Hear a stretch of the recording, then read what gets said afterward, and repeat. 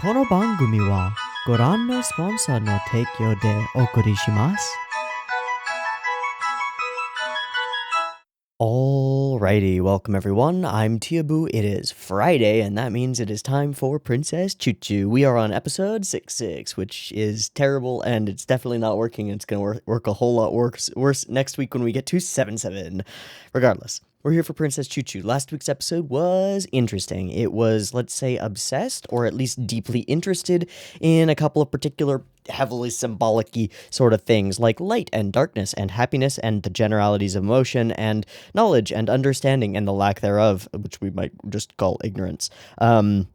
And took the form of a couple of different parables, eventually leading to the return of the shard known as affection, our first not entirely and obviously deeply and horribly negative shard. So that's good. At least we've got, I don't know, he can care about people now while also feeling terrible all the time. Good, great. Maybe that's enough for, like, compassion to exist. We'll see. Will the show posit that, like, affection for people plus knowing what sorrow is leads to compassion? I don't know. Probably not. I feel like that's a separate chart. Regardless, it doesn't matter that much. What does matter, I think, are a lot of the subtextual things in the episode, like light and darkness. Particularly the moment where Princess Choo-Choo, or I guess it's Ahiru at that point, runs deeper and deeper into the dark caverns of the crypt despite failing over and over to answer the riddles that would otherwise guide her path, it seems. Or nominally, we get the idea that if she were to get the riddles right, then the light thing would guide her correctly, and yeah. So she decides in the face of ignorance to stubbornly and like thick-headedly just continue barreling forward headlong into the darkness that she doesn't understand. That seems like an apt metaphor for what Ahiru is doing generally over the course of the story. She has no idea what she's doing. She has just been told by a creepy demigod of some sort that this is what she maybe should be doing. She wasn't actually even told that. She's just been hinted in that direction where he's like, "Are you really going to let this happen?" And she's like, "No, of course not.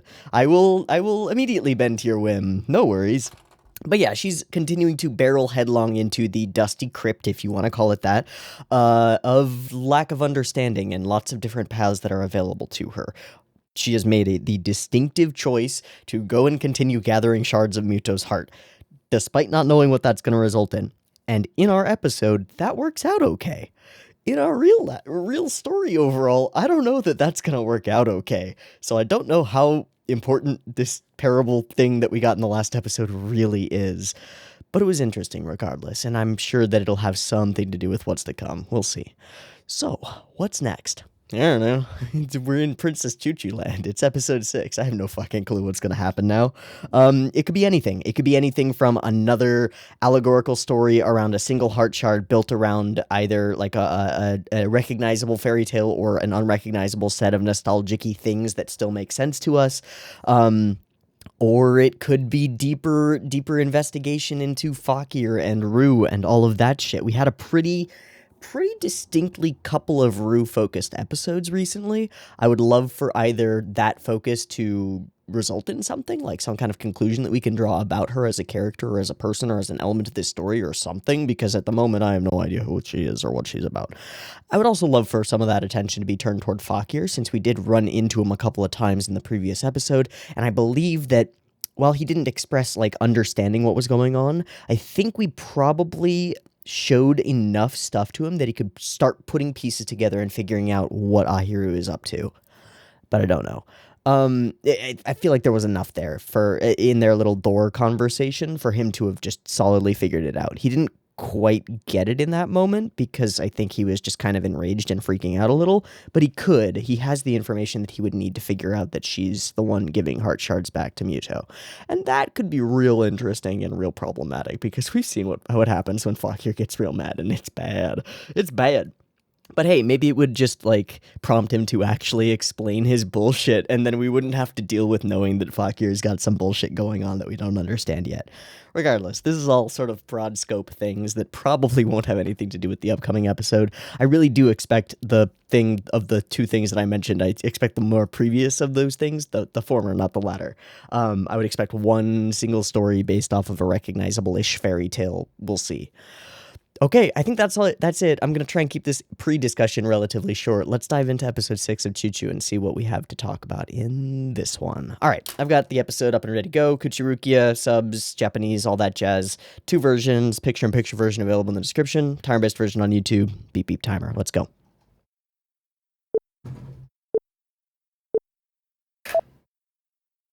Okay.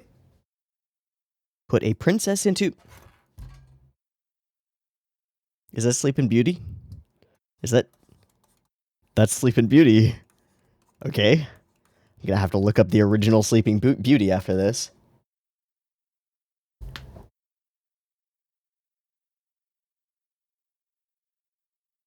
Ooh. That's a separate thing, though. Wait, those are ballet slippers, though. But rather to continue to sleep forever. Okay, this works metaphorically in a couple of directions, potentially, that I'm not going to jump on because I've done that way too many times in the course of the last 5 episodes, and I want to stop. Because I keep assuming things, and I'm going to keep assuming things, but gosh, I keep being wrong. So be it. It's one of them shows. Okay, sleeping... I'm actually, during the OP, while the OP is going... because I'll just listen to it. I'm going to read the synopsis of the original Sleeping Beauty myth.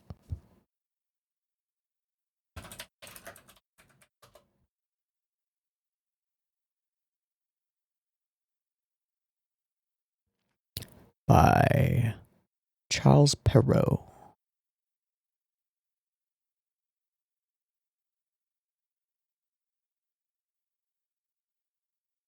What?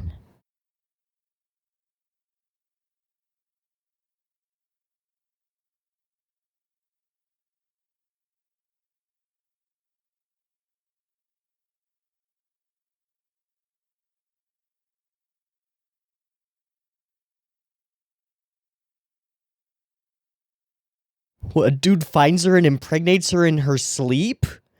And when the child is born, the child draws from her finger the flax that caused her sleep? What the fuck? And then eventually she realizes, being a single mom, that that dude is her baby daddy, and he then decides to return. What the fuck?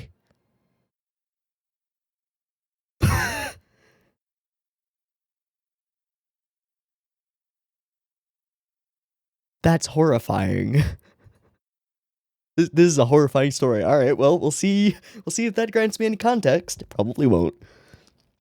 Hello, town. It is quiet, reminiscent of that. Okay, of that first day.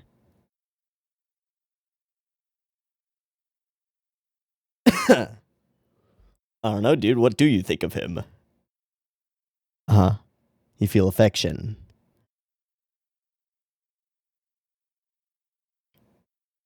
Ah, uh-huh. Fuck, marry, kill. Shit.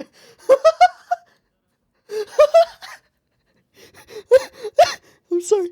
Oh, jeez.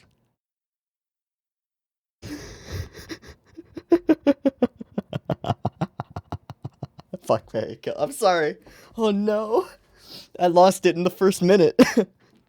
Oh, I don't think so, dude.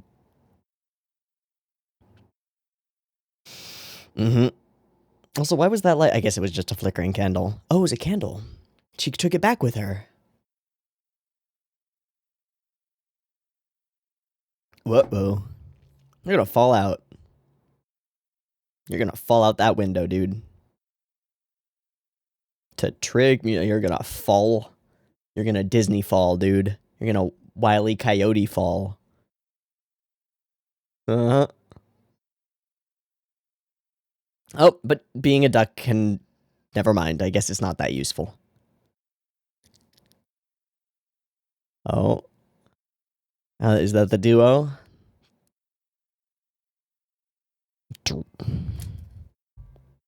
Is the princess's name Aurora? Somehow that rings some kind of bell.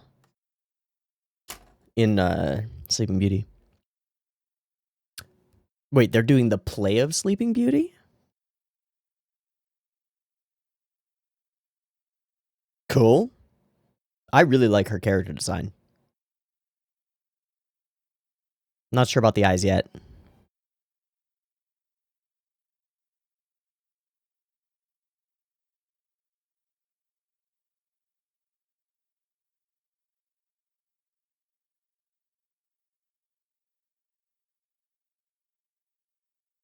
Sweet. Sweet.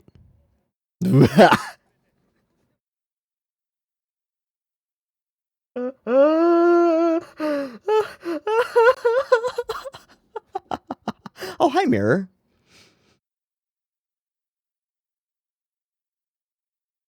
I see. That it was. Trying to confront Hiru, maybe? Oh, I don't feel bad for him. He'll be fine.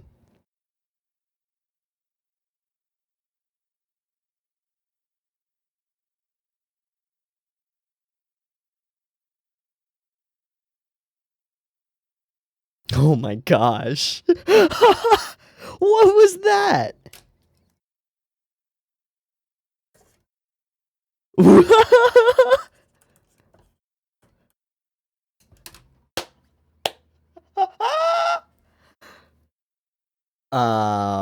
Who are you?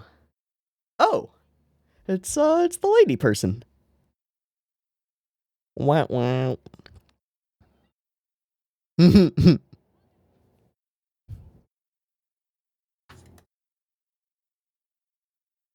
Wait, what? That was a quick change? Then marry me. No? Okay, okay. Oh, he is. Yep. Mm-hmm. Scratch, scratch, scratch, scratch, scratch. Get right, Kit Kat. Okay. Showing off all the stuff and stuff.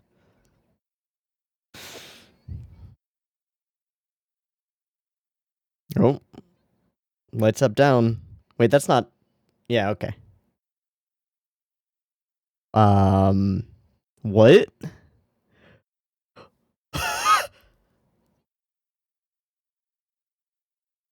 Excuse me? It's gonna talk, isn't it?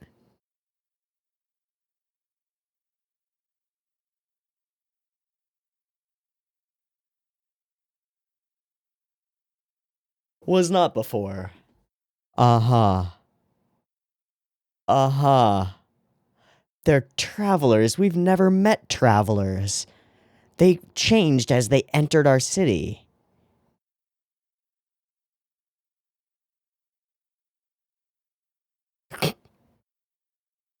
No? Wow. Uh, ooh, ooh, uh-oh. That's a particular color of light that I am familiar with. She looks kinda sad. I choose that random girl with the orangish hair. The one who I caught randomly. What shard has she taken in? Oh, Jesus. Oh, no. Well, then he'll choose Rue. Volunteers. Oh, you're getting voluntold.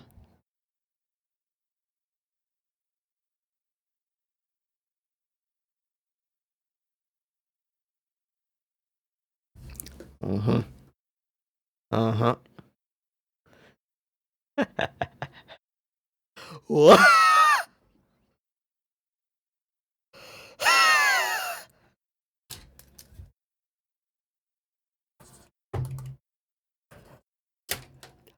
The goofy character animation has been so on point throughout this episode. All of it has been, honestly. Jeez. Yeah. Seems like it. But which one?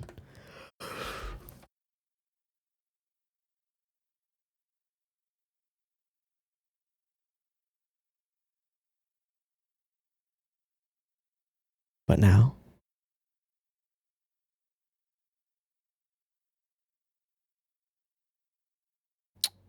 Okay. Okay. falling in love with someone playing a character, but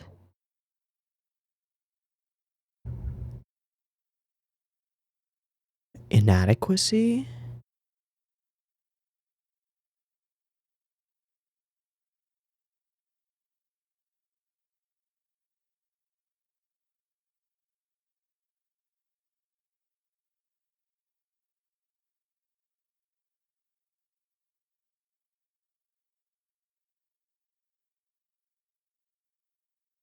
Aw, Pablo.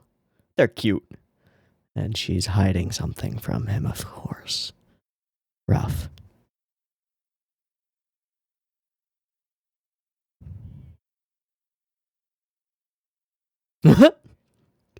Nothing weird about that. Nothing at all.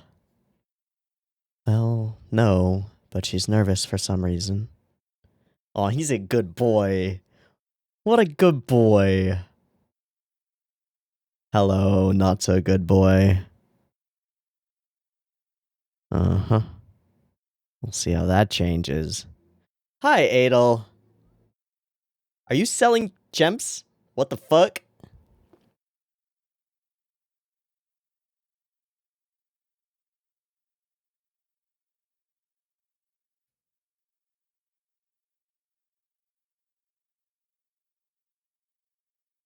I don't know if that's true. I don't know if she knows the meaning of the word.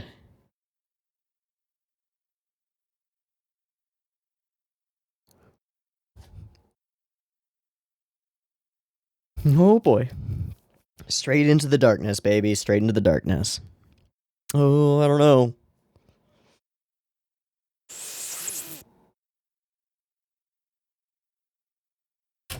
Dreaming Aurora. Okay, we're back on the same train of ignorance and knowledge. She just said it was called okay. Okay. She's selling stories.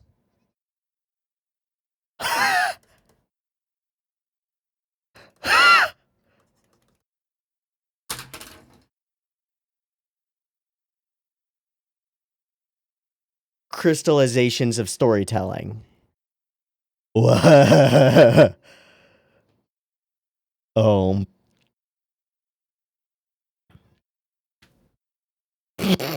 This episode is awesome so far. This one is quick. I mean, it's snappy in its pacing. Like, how many jokes, how many bits and pieces, how many lines that mean something have been folded into this half an episode so far? A lot. Oh, hi, naked boy on bed. Okay. Okay. Whoa, he's smiling. That's weird. Yeah. Yeah. I see the tune coming. Think about burning your book?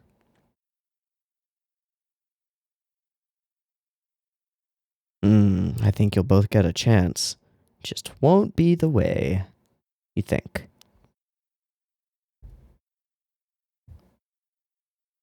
Oh shit, you said the wrong thing, Paolo. You couldn't have had any idea, but you said such the wrong thing. Yeah. Yep. Probably.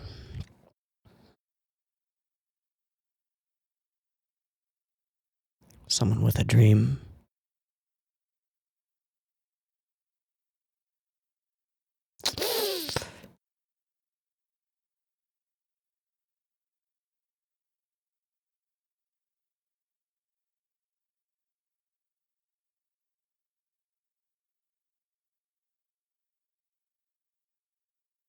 Huh.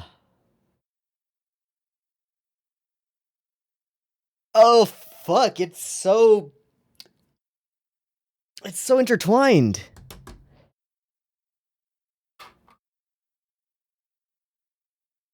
She feels, oh my god.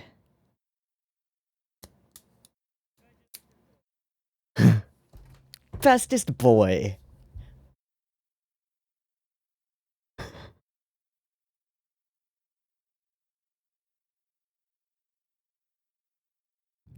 Yes, but the shard. What a good boy. This is gonna hurt. Something's gonna go terribly wrong. So she chooses to awaken from her dream, which is that she will never be the great Aurora, but she'll dance once more. Mm-hmm. Right, desperately avoiding it. Not intentionally. Uh-huh. Uh.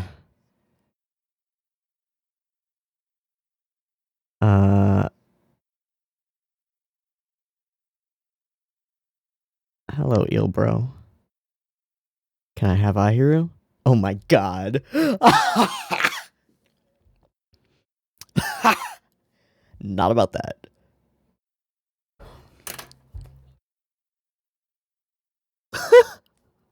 This is also the first episode where Neko Sensei has been funny to me.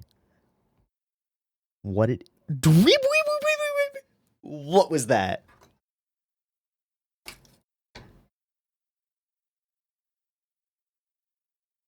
Uh-huh. Yep, I'm aware. She asked. I can't do anything about it. I'll just die of shame over here. Uh-huh.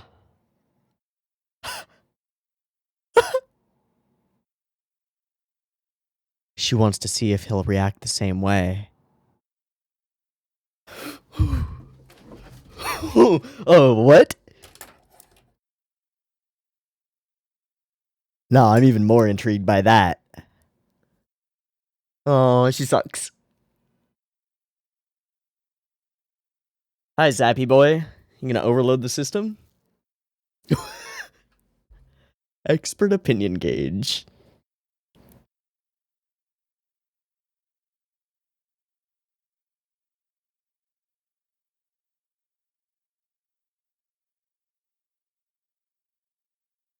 Mm-hmm.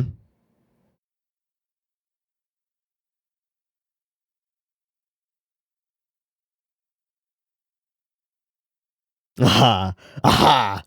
Ha! Yeah. Alright, I'm pretty confident that the dude standing at the end is definitely Fakir. Do not say quack. Okay, good.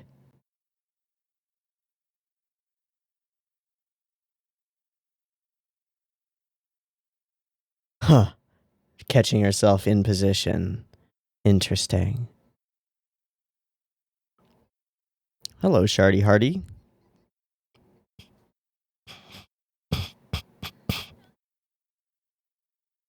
The shard never attached to her.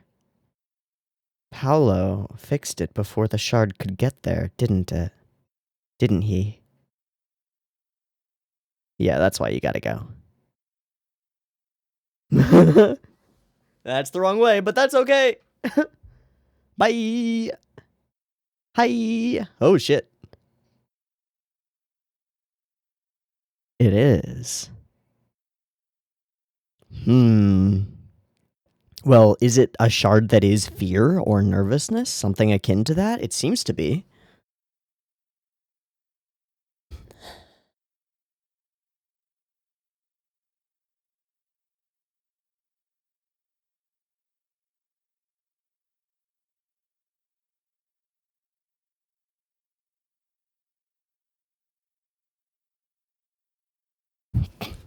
Fuck.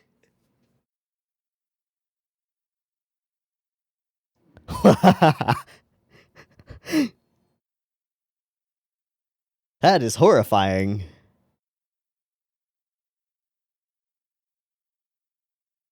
Can you imagine a magical, like, evil ballet artist coming after you, just like, hi, I'm here to murder you. Uh-huh. You are fear, aren't you? You are fear itself.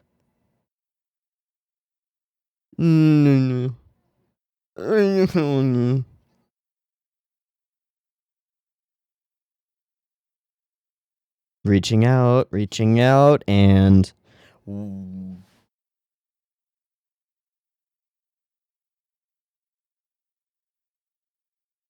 Same moves that she used to catch herself, somewhat.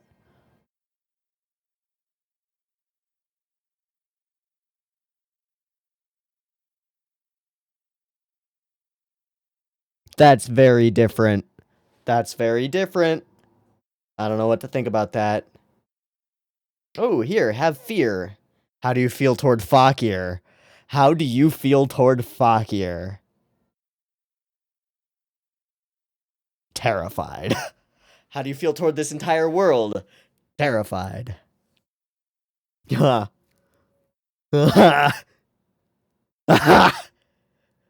cut to ED. Hard cut to ED. Let's go. Oh, okay, this works.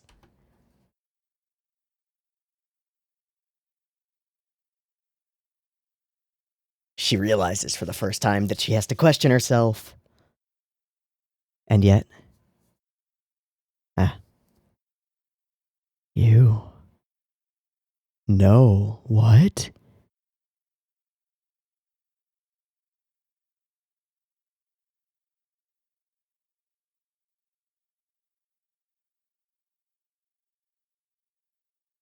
Whoops.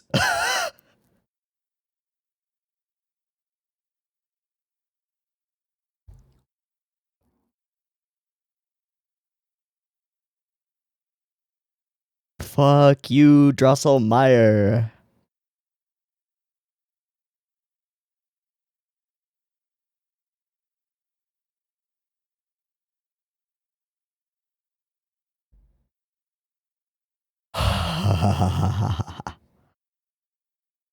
Did I cause that?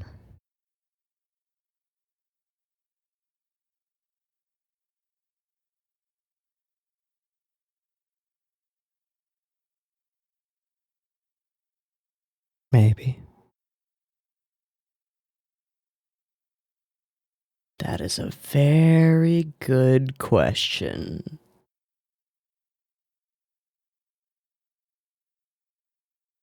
Ooh. Except the author.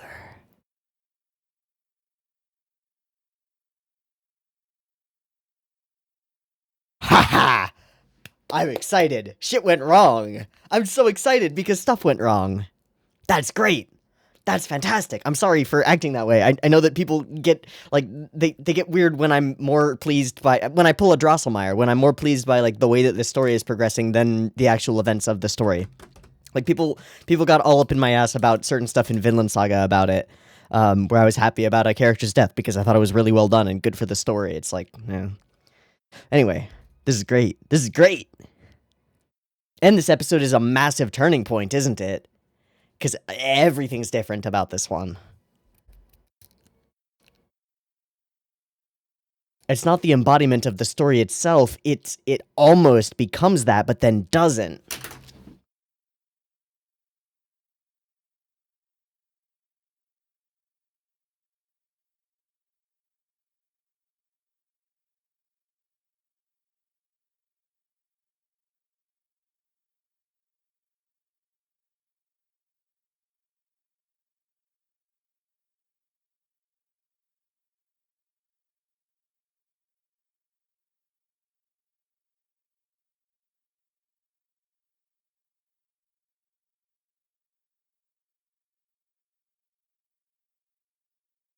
I'm just pausing there. Ooh, baby, we're gonna have a questioning self episode. Yes, that's why I'm so excited about this and about the fact that everything in this episode is different. Okay, this is an episode that I'm definitely going to be importing into my editor because there are a bunch of scenes that I want to look at and just look at. Beyond that, we'll see how this discussion plays out. I didn't get much of great value from the original Sleeping Beauty stories that I looked up in the OP. That didn't seem to be terribly valuable, particularly because this episode doesn't really follow the format of that. Like, Sleeping Beauty is an aspect of the story because it's the play that they're putting on, and Princess Aurora within it is the individual. But it doesn't really matter because, as far as I can tell, Palamoni and Paolo they never merge with a heart shard. It never comes to fruition. It's not able to. And I've got some theories and thoughts about that. Like, they're outsiders. They're not from the town. And so the manifestation of whatever power seeps into this town only began affecting them when they entered. And it converted their troop leader into an electric eel to fuel the fucking lights, which is ridiculous on its own. But what's more amazing and more interesting about it is the information that gives us as an audience. What does this town do to the people who enter it? It makes them believe that everything going on seems totally normal. Oh, yes, was our troop leader always an eel? Oh, I suppose it doesn't matter. It'll help with the electricity bills. Who cares? Excuse me? Excuse me? How have you been warped and twisted like this? Well, obviously, there is power about. But the shard I assume, didn't have time to really inundate itself into Palamoni. It was hovering over her shoulder constantly, right? Like the sequence where she and Paolo actually talk things out, which I think is one of the most interestingly directed sequences in, like, not only the episode but just in the show. No, at night around the fire. Yeah, when we start doing these straight close-ups of them that are almost like the one of him makes me think of like a full frame of a Nutcracker's face. I don't know why. It's just that he seems so bricky and blockish, and solid and stable. Each time that we frame them in this way, where it's like full face, full frame, it's like we're looking into them as they're gazing into the fire in front of them. We're seeing them in a true and real and intimate moment.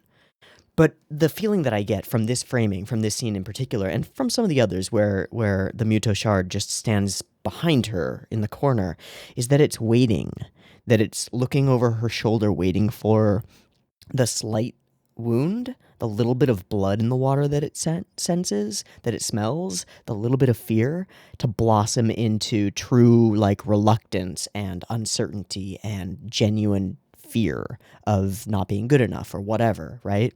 It's like the Muto shard is just waiting for that opportunity to resolve, but it doesn't. It never does. And so unlike any other shard-infested, if we're calling them that, I don't care, characters that we've seen before up till this point, she is never invested by the shard. It never possesses her. It never uses her in that way.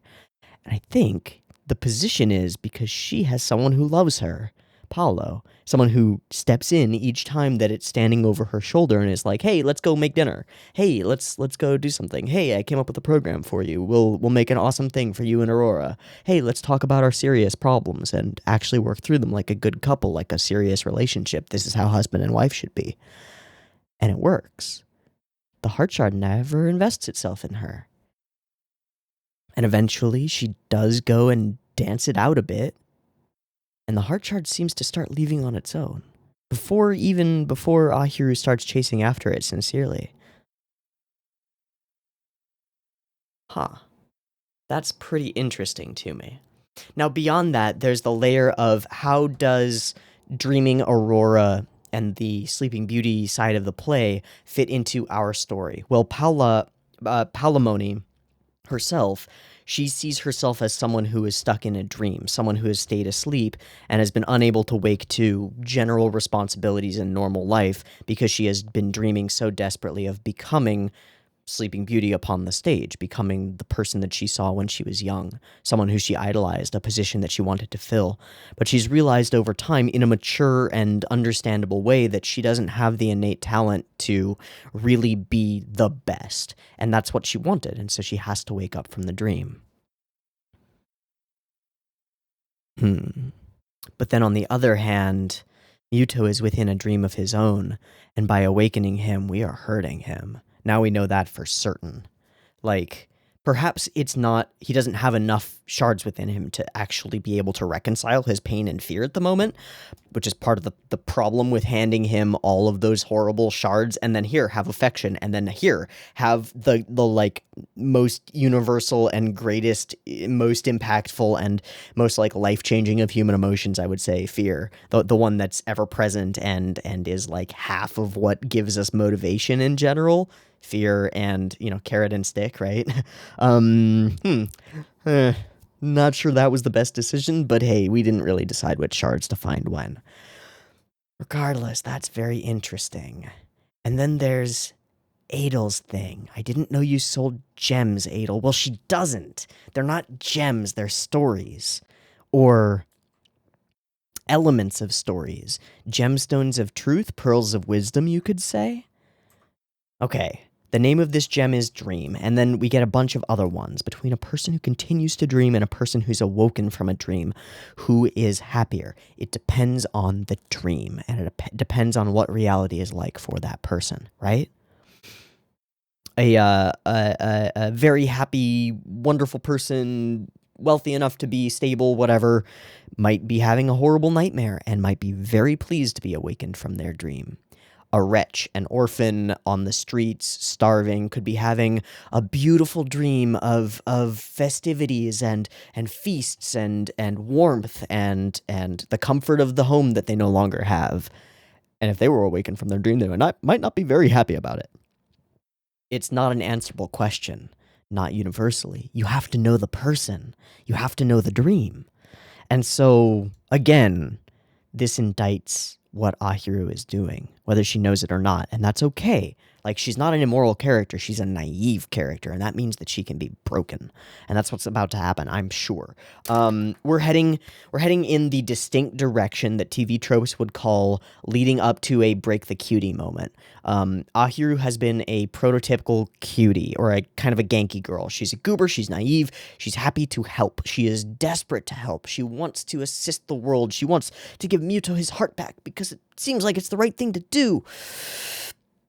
But she doesn't know what that really means, and Drosselmeyer is a cruel fuck, so we're gonna break Ahiru at some point. Maybe not next episode, but probably by the midpoint of the season. It'll have to do with that first half of, like, happiness glory thing that we got before. We'll see.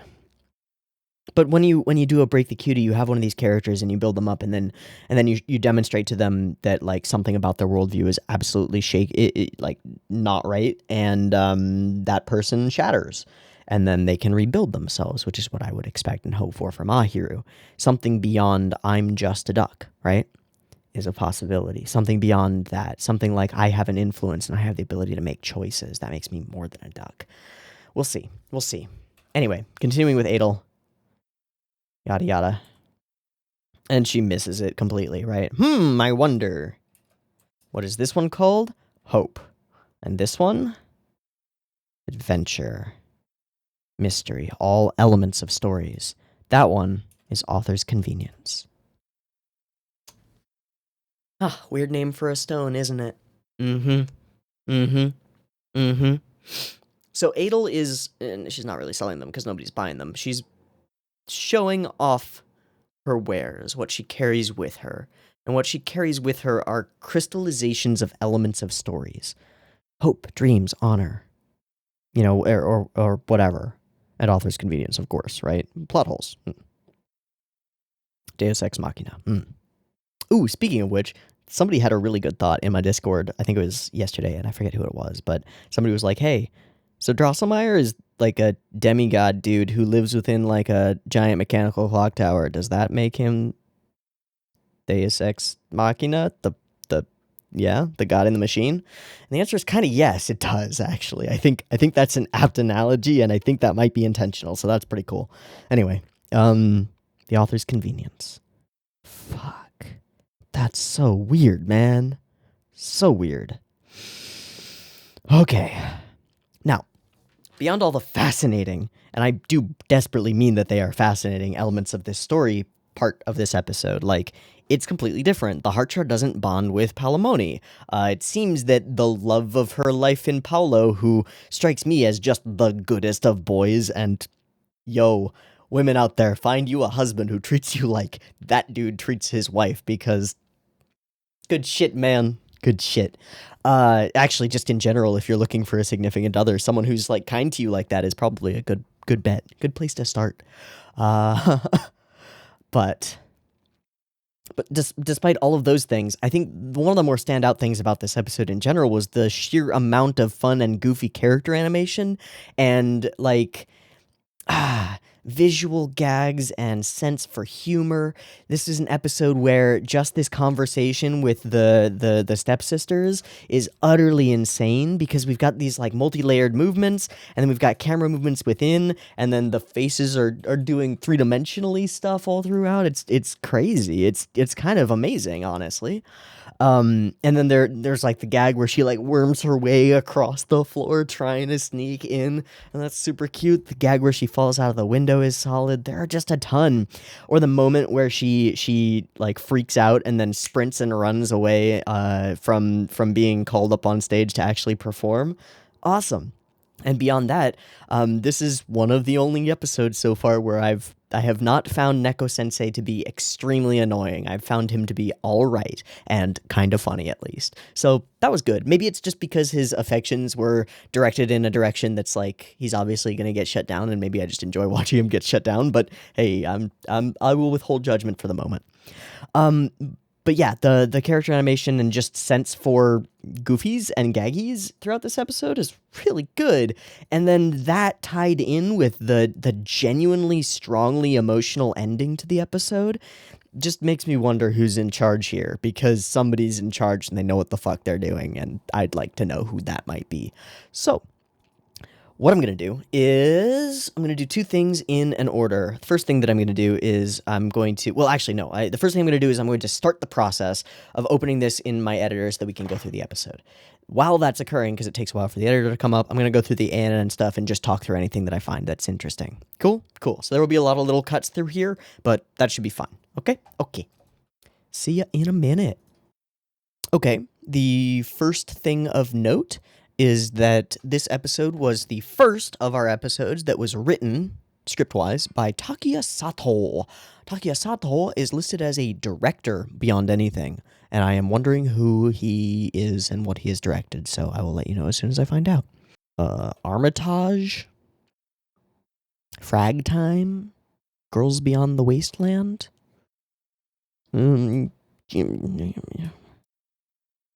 Original Kino no Tabi, and a bunch of other random shit that I don't really recognize. That's cool. Anyway, he was here for script. That's where I know his name. He is the director of Steins Gate. Yes, the full of Steins Gate. Okay. Well, I'll give that one to him. For sure. Cool. That's script. Storyboard. Tatsufumi Tamagawa, his only episode on Princess Tutu. And we have one more episode from Takuya Sato to look forward to. It will be episode 11, and I'll probably forget that by next week, so it doesn't matter. But Tatsufumi Tamagawa, who are you? And you are storyboard, correct? So I will control F you for storyboard. AKB 0048. Bodacious Space Pirates.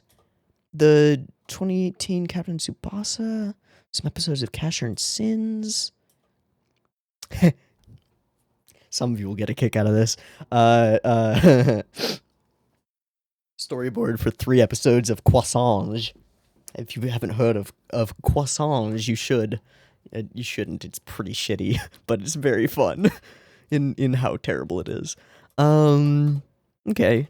Few other things, and then he's got some stuff as a different person, as a different name.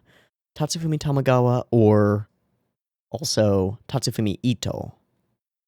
Oh, he passed away 3 months ago. I didn't see that at first. I should have said that first. Tatsufumi Tamagawa, or Tatsufumi Ito, passed away on May 23rd, 2020. Rest in peace. Oh.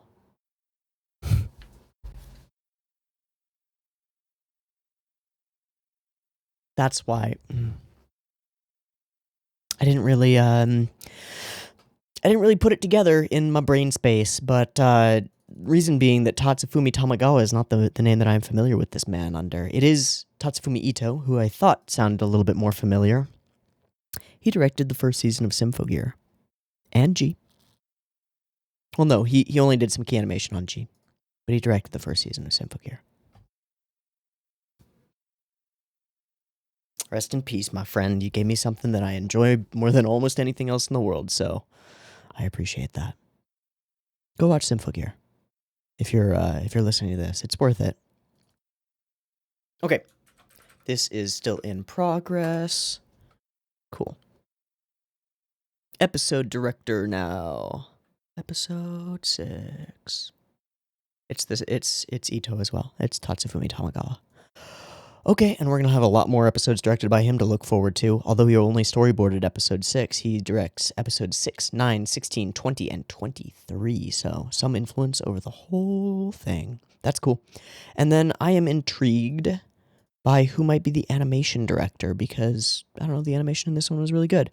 Oh, it is Nobuto Akada, who also did animation direction on episode 2, and we will apparently be seeing him in 6, 10, 11, and all even episodes of season 2. Wow. Ooh, animation director, Go Princess Precure. Hey, would you look at that? And all episodes of Fresh Precure. Holy shit, he's been on the Precure train for a long time. Like a lot. A lot of key animation on Sweet. A lot of key animation on the All-Stars movies. Animation direction and key animation on Maho, on Kira Kira. Holy shit. Dude has animated like... Has touched like a third of the episodes of Pretty Cure in existence. That's a lot. That is a lot, by the way. Wow. Okay. Cool. Hey, today I learned. Doesn't tell me much, but well, it kind of does at the same time. Like Precure does a lot of that kind of goofy character animation. I guess a lot of Mahou Shoujo shows do for their slice of lifey segments. Anyway, I think we are almost good to go on importing this file and getting it ready, so I will talk to you in a moment. Okay, we're good to go. Let's do it. All right, I've got a few things to look at. I've got timestamps, but I also just want to like run through, so we'll do both. Yeah, snail slide 5:58, 45, 15:45, and I need the sound on 15:45. But until then, let's go fast. Eternal sleep. Voice whispered. And yet that would be a cruel thing to do. A voice of doubt. A voice of fear. That intertwines in a weird way, too. But it's the same thing that's going on with Muto, right? Should we awaken the prince from his sleep? I don't know. Is the princess not wishing for the kiss of awakening, but rather to continue to sleep forever? Depends on the sleep, depends on the dream, and depends what came before. We don't know if Muto like knows that his heart should be the way that it is. We just don't know. Like, scary. Okay, what do I think of you, Fakir? What a question, right? Just the fact that you would even consider asking a question like that. Jesus. When I think of Ru, when I think of you, and Choo-Choo, each is different. But he doesn't recognize those feelings. Okay, so he's gaining the ability to know that he feels something, but he doesn't know what it is. Oh boy. Now, I thought that he would immediately feel fear for Fakir, but maybe it's something more complicated than that. Maybe everything around Fakir is more complicated than that. Certainly strikes me as that way, especially with our semi-romantic dance while he simultaneously tells us to step the fuck off and back away from his boy. Yeah, there was some weird subtext to that, and I want to talk about it. Because I do believe that I said during that portion of the reaction that I'm pretty damn sure at this point that dude bro at the end standing over the lakey thing is probably Fakir because of that dance sequence. Not for any other reason, it's just like we paint them genuinely majestically dancing together and it's like yum yum yum yum. Yum yum yum yum yum yum yum. Hints, hints. Don't I need to know what they are? No, fuck off. You're good for nothing. Okay, shippable and flickering candle. So that is pretty interesting. Why is it flickering? I don't know. I don't really have an answer. I was just like throwing a rhetorical out there to the camera that cannot respond to me. Great, useful. Okay. If the camera is affection, I mean, if the candle is affection, then it's flickering. Could be that. Not candle, lamp. Nah, that doesn't make sense. I guess for Ruchan, he'll smile like that. Oh, buddy. Okay, and then we go for the goofy gag. This is good times. It's just very silly and very wonderful. Dreaming Aurora. Hold on. I'm just gonna put it into translate and see what it says because I don't know what that means. Darn Rajan.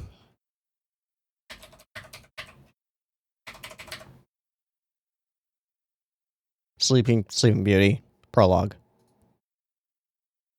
Yeah. Yeah. Apparently the umlaut is very important. If you don't have the umlaut, it translates to Sleeping Bunny prologue, which is a little bit different. The town. Good things. And the troop. I was immediately struck by this character's character design. I think she is fucking attractive, and simple as that. I think that's a really cute character design. I like her hair and the little princess thing, and the fact that she's got like mirrored crowns, the one upon her neck that forms like the collar, and then the top thing, and then she's got what almost look like little tutus themselves on her arms. It's just super cute. And then almost kind of a slave Leia thing going on with the weird gold straps over the boobage. I don't know. It's cool. It's a cool outfit and a cool character design, and I like her. It's pretty cool. Okay, move along. Permission, we can go. Okay, I feel like there was something. Yeah, okay, it was this. I do want to see this because it's so. Okay, it is frame by frame. Not all reanimated, it's just looped. But it is all on ones. I was wondering why it looks so damn smooth. It's because it's all on ones. Blink, blink! What a goof. What a goof. She's so great. Wow, that's all on ones as well. That's actually all redrawn every time. Okay, cool. Hello, Kit Kat. Bad cat. Okay, whatever. Was that wrong? And then we get this sequence with them all walking, which I also think is really excellently done. Like, the first thing that's striking is just the three-dimensionality of such a simple crowd moving through such a simple space, but they're layered properly so that they do the little wobbly bounce, but they all do it well. Although they all do it in layers together, which makes it a little bit wonk, but whatever. You know, like, the entire group of 4 people in the back with them are effectively walking in lockstep. But doesn't matter. What really strikes me is wow, now that I see it, it's on ones, the incredibly smooth, three-dimensional face motion, and more importantly, the oh shit, what did I just do? I pushed the down arrow, which takes me all the way to the end. The little squishes to the face and stuff in this sequence, when I forget the blonde one, she like squishes her cheek against Ahiru's and actually like squishes up her cheek, and the shadows are there, and I just did it again. Oh well, it matters not.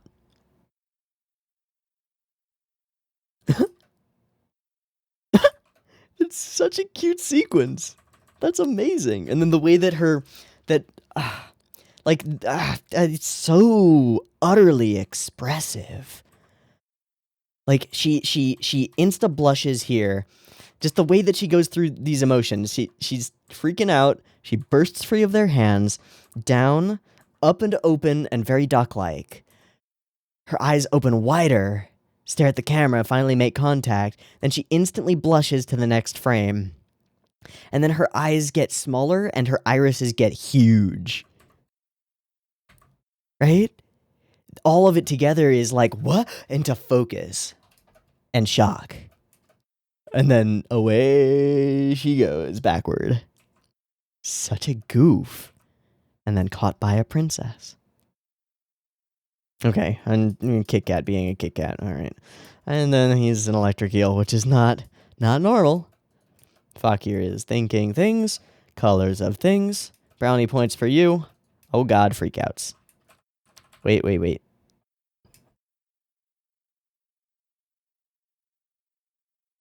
Is this the timestamp that I wrote down? I wrote down 8:45. Yep, this is it. Okay. What do you say? Blah, blah, blah. Good. Yeah. Wow, those stretches.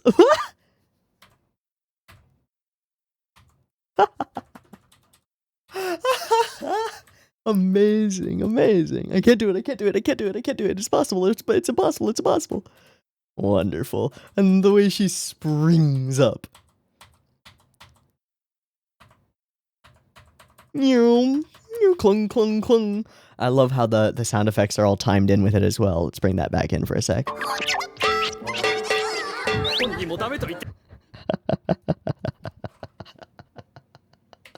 Awesome. Fantastic.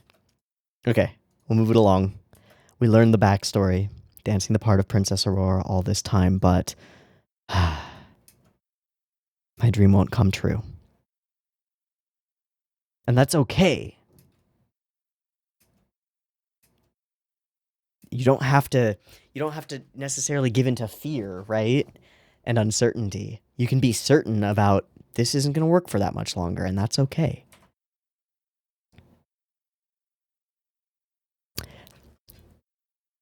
He is the goodest boy. This boy, so good. That boy's so good.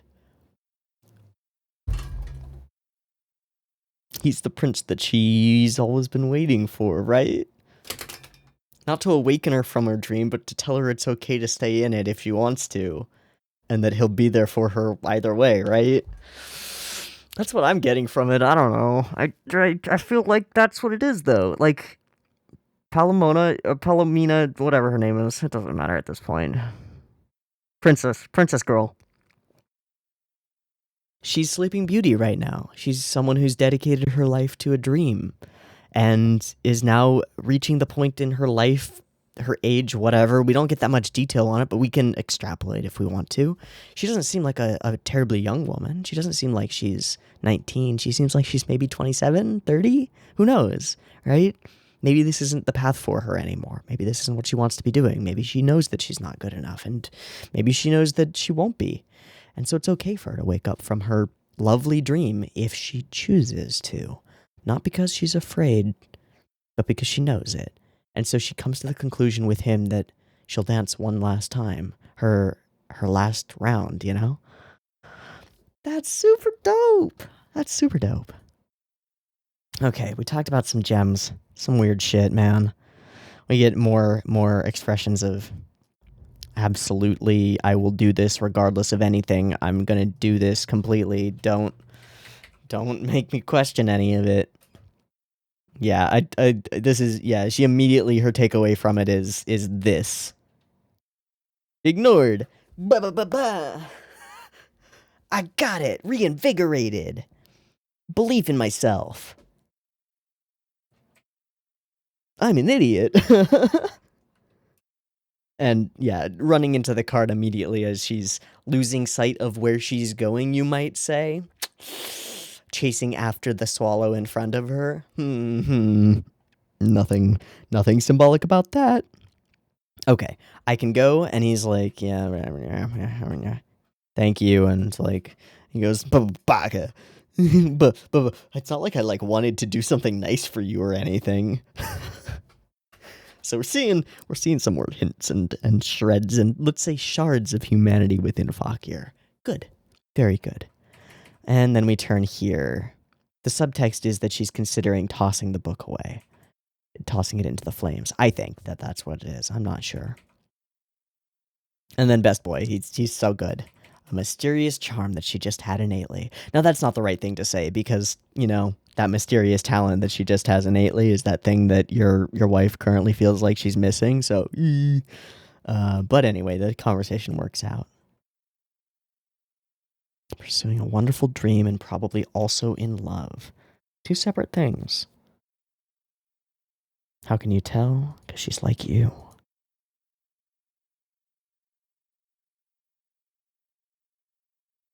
And he just says the greatest thing, right? Aurora is the kind of girl who continues to dream even when she's awakened from her dream, right?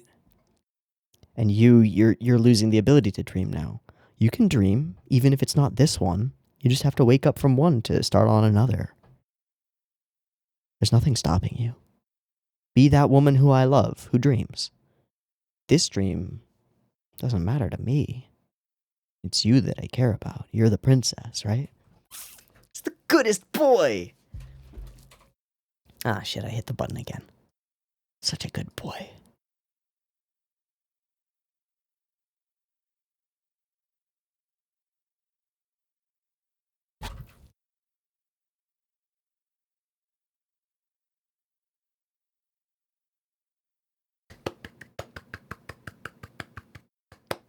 That's just good boy words. I would love to dig deeper into why this is just so, like, genuine and supportive and positive, and there's not a hint of backhandedness or snark or anything. It's just pure, I care about you and you need to do what you need to do and I'll be here for it. It's just all the right things, and good boy Paolo.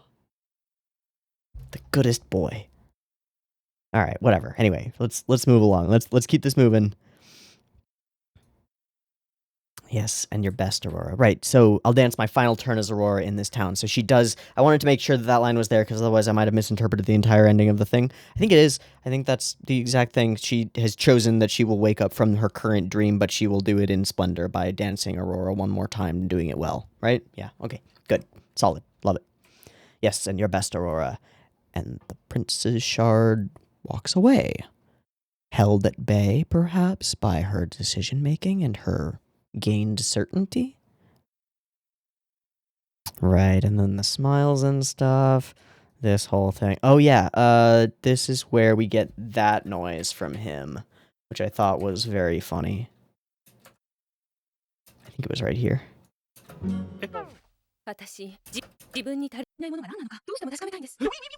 Yeah.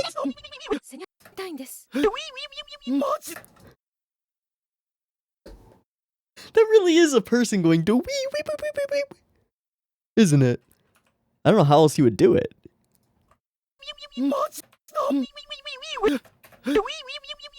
Maybe it's just one person going dwee, and then they took the second half of it and just like reverbed it.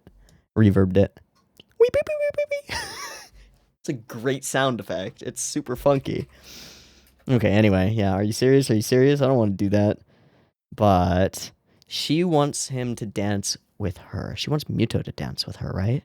To see if he reacts the same way to her that he did to her. That didn't make any sense. To see that he acts the same way toward Ahiru that he did toward Rue, whether it's just dancing and universal or whether he actually cares about her. So maybe Rue does care if he cares about her, if he has the capacity to. Maybe. Okay, and we do their romantic dance. It's weird. It's very strange. The Electric Eel, gives us his expert opinion gauge.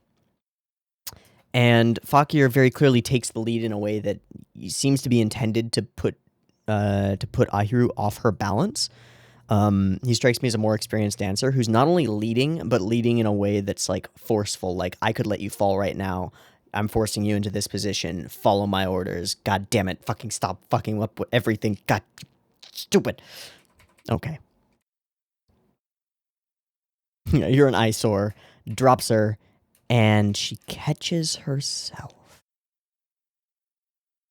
Through a strange series of unexpected steps, but a natural grace.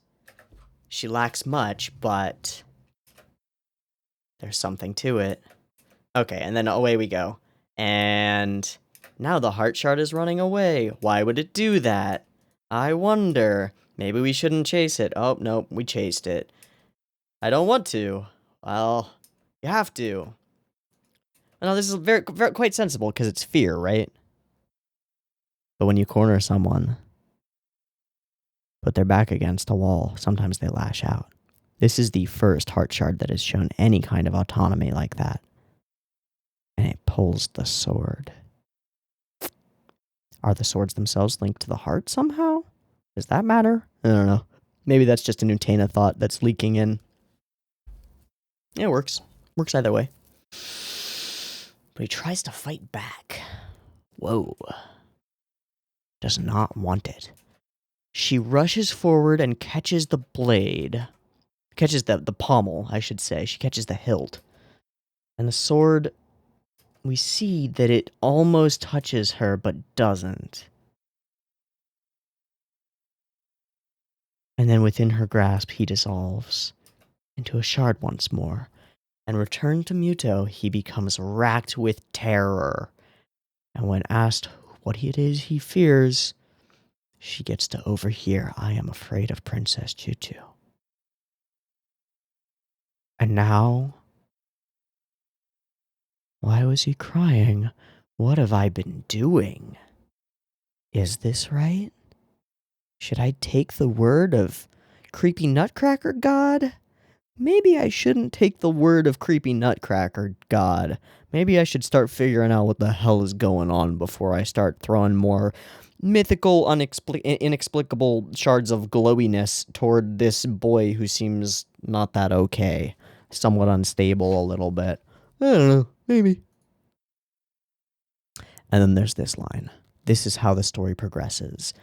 In the direction most undesirable for all concerned.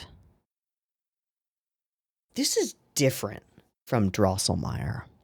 We've gotten hints of sadistic tendencies before, and the serious impression that he finds interest in stories separate from their goodness or like the happiness of their characters and stuff, which we've agreed with tentatively. This, however, is a little different. This is glee almost at the fact that everything in his story is going wrong. How tragic are Drosselmeyer's stories? Does he really like them to end that way? Perhaps. It's another thing that we have to question, in the same way that Tutu is finally being forced to question, I don't know, her own decision-making and the things that she's been pushed into doing. We are now questioning everything, including everything that we think we could have, like, inferred from what we've seen before from Drosselmeyer. Shit, fuck, god damn, this got difficult. Okay. I think that's a pretty good overview of the episode. There's a lot more to it, obviously, but a pretty good overview of the episode. An intertwined tale where Palamoni embodies Sleeping Beauty awake, not the literal sleeping princess of the story, but an individual who is dreaming and would love to stay that way, but can't because of circumstance. And simultaneously, it intertwines with Muto's tale as the prince or princess, it doesn't really matter in context here, who probably wants to stay dreaming and doesn't want to be awake very much. We also get a couple that's actually healthy and like they have a healthy relationship, a stable one. I think if we want to, we can put that in context and juxtapose it with the relationship of either Ahiru and Muto, Ru and Muto, Ru and Fakir, Fakir and Muto, literally any of the other relationships within our story, and just go, hey, none of those are like that. They're all kind of fucked up. Yeah, like, can Ru be to Muto what Paolo was to Palamoni? No, probably not, unless she's got a whole well of depth that we haven't seen from her. Can Fakir? Potentially. Can Ahiru? Potentially. She's got the goodness down, she doesn't have the smarts down. Ooh. So I think in a lot of ways, this episode is telling us that in order to transition from the states of dreaming to wakefulness, regardless of the dream, regardless of the reality that's being returned to, having someone supportive to rely upon, someone stable, is incredibly important, and without that, other things can take over. Is Fakir good enough? Maybe. It's hard to know. The show's so obviously obfuscating who Fakir is to us. But he's also so obviously and immediately and like he jumps to attention immediately when Muto is when he realizes what's going on with Muto. Muto gets him out away from watching eyes except for a duck that he couldn't have seen. Takes him to somewhere secluded and tries to comfort him and calm him. Fakir cares, and he cares a lot. But why does he act the way that he does? We don't know yet. There are possibilities, but we don't know yet. Fuck. Okay. I think this was a great episode of Princess Choo-Choo. Partly because I think it's really well directed and really well put together and super goofy, and it balances the goofy and the really genuinely emotional stuff here at the end super well. Tells an interesting story that is unlike any of the stories that have come before, but still fits some pieces of the formula, and throws everything into question. Good. Question everything. I love it. Okay, not the longest discussion, but I think a pretty good one. I think we've dealt with this episode fairly concisely, and I'm happy with what I've conveyed about my feelings and thoughts toward it. If I missed anything in particular that you'd like to shout out or whatever, throw it at me in the comments, throw it at me on Discord, whatever, and I'll see you next week for the next episode. Peace.